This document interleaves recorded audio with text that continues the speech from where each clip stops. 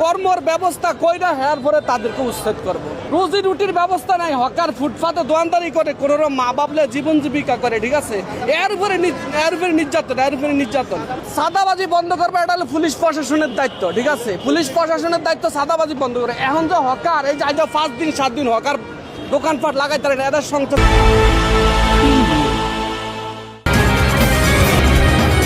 এটা আমি মানি। হ্যাঁ, যারা হকারি করে এদের তো জীবন জীবিকা নির্ভরশীল এর উপরে। এদের অসুস্থ মা আছে, বাবা আছে, বালবা আছে, স্কুল কলেজে লেখাপড়া করায়, ঠিক আছে।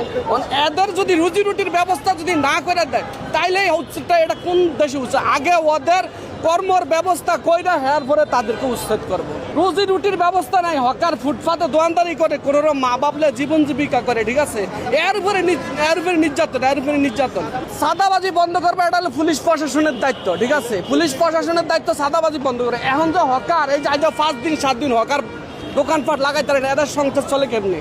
এদের কিস্তি উড়িয়া 20-50 হাজার টাকা খরচ করে কিছু কাপড় চোপড় কিনছে, এখন কিস্তি দিব না সংসার চালাবো না বৃদ্ধ মা বাপেরা চালাইবো। এটা কোন ধরনের অভিযান, এটা কোন ধরনের পলিটিক্স?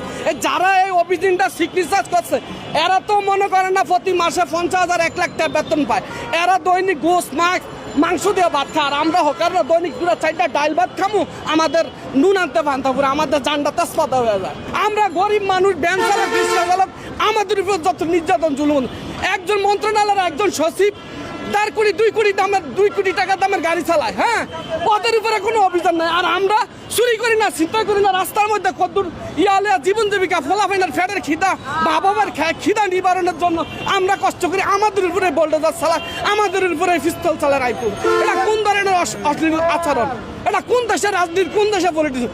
সৌদি আরব, বাহরাইন, কাতার কোটি কোটি টাকার মিলিয়ন মার্কেটের ভিতরে স্বর্ণের দোকান, হীরার দোকান, ফুটপাতে দোকানদারি করতে আছে। সৌদি আরবের দিকে এটা উন্নত রাষ্ট্র হয়ে গেছে, দুবাই থেকে উন্নত রাষ্ট্র হয়ে গেছে এটা। হ্যাঁ, সরকার মানুষের কর্মস্থানের ব্যবস্থা করবো, তা না করে খালি গরিবের ফিসে লাগিয়ে রয়েছে। গরিবের একজন প্রবাসী সৌদি আরব, বাহরাইন, কাতার যাইতে 5 লক্ষ 7 লক্ষ টাকা লাগে।